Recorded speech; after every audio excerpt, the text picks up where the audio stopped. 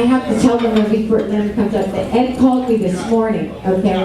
And he said, Merle, I'm in the garage, I'm practicing. And he said, we had our rehearsal yesterday. He said it was the best effing rehearsal I've ever been to. So he's going to come through. I really have good thoughts and prayers for him. Let me introduce this wonderful gentleman, Mr. Leonard Walton.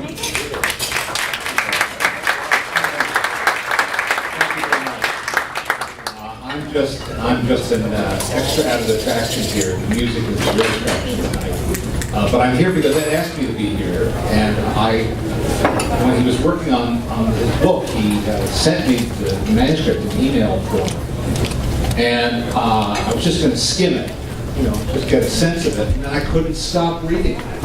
I could not stop reading this book. If you haven't had a chance to dive into it yet, let me just warn you: once you start, you won't stop. If you love jazz people, jazz anecdotes, if you love hearing about the greats, the giants of this music, you're in for a real treat.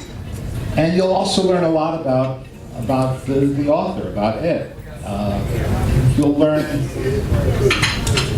not only, I think that in part, he's an eyewitness, you could say, an eyewitness to jazz history.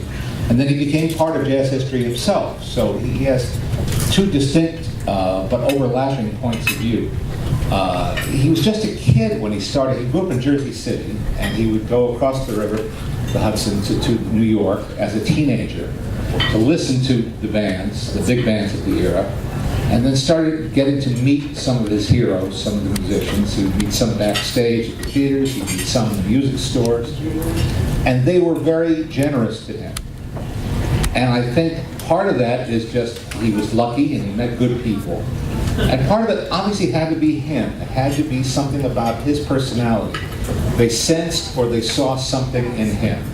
I'm not sure Buddy Rich was as kind to everyone as he was to Ed, though he was. I mean, you hear all sorts of stories about Buddy Rich, but you won't see a cross word about him in this book because he was uncommonly kind to this teenage boy who obviously idolized him, but who was already a working drummer in his teens when he met Buddy Rich.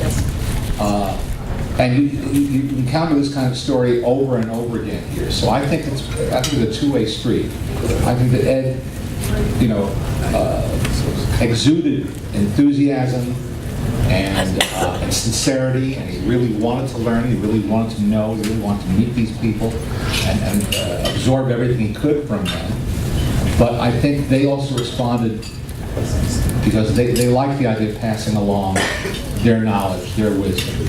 And then, of course, that's what Ed, as so many great musicians have done, has done in recent years, doing master classes and workshops, and just serving as a kind of a role model and inspiration to another generation of musicians. He's a terrific guy, and you get all of that out of this book. So if I sound like a shill, I am. I will happily identify myself as a shill for this book because it's that good. And you get some poignant stories too about life. That has nothing to do particularly with music, but about living one's life and relationships, marriages, children, sadness, passages of life. It's all in there. So I don't have anything more to add. I just wanted to put in my 2 cents worth tonight. I'd hoped to be interviewing Ed here this evening. I'm sorry that's not happening, but I know we're all wishing him continued good health. That whatever happens tonight is just an incident, just a little blip along the way. And to be back talking and laughing and drumming very, very soon. Thank you for your kind attention. Thank you very much. Thank you, Mr. Martin. Okay. I heard the rehearsal this afternoon, and are you going to be blown away? And I'd like to bring all these wonderful players up to the stage, and I want you to give them a wonderful Cobra Club welcome. The first person I am going to bring is our great piano player, Rich Eames. Come on down. All right. Yay, Rich. Our bass player, someone who I haven't seen in a while because because he's so busy traveling from Las Vegas to LA, and he's doing an amazing job with teaching in Las Vegas and here. Tom Warrington on the bass. Yay, Tom! And our front line, oh boy, wait till you hear these guys, it's absolutely phenomenal. Saxophone, nobody better in this town, Mr. Tom Peterson on the sax.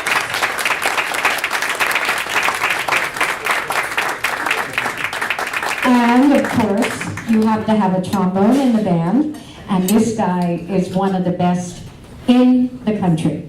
And I'm thrilled to have him here tonight. Ed adores him. His name is Ira Nefas. That's Nefas, I said it right, Nefas. And our special guest this evening, I am thrilled that he is sitting in for Ed. And as you can see on the drum kit, it's Ed's drum kit, and he has his ES on the drums. I'm telling you, he was ready to come down here tonight, and we know he is listening from afar, but he is going to be thrilled when he sees the videotape that I'm taping of the whole evening. So let's bring down this amazing drummer, Mr. Peter Erskine on the drums. Yay, Peter!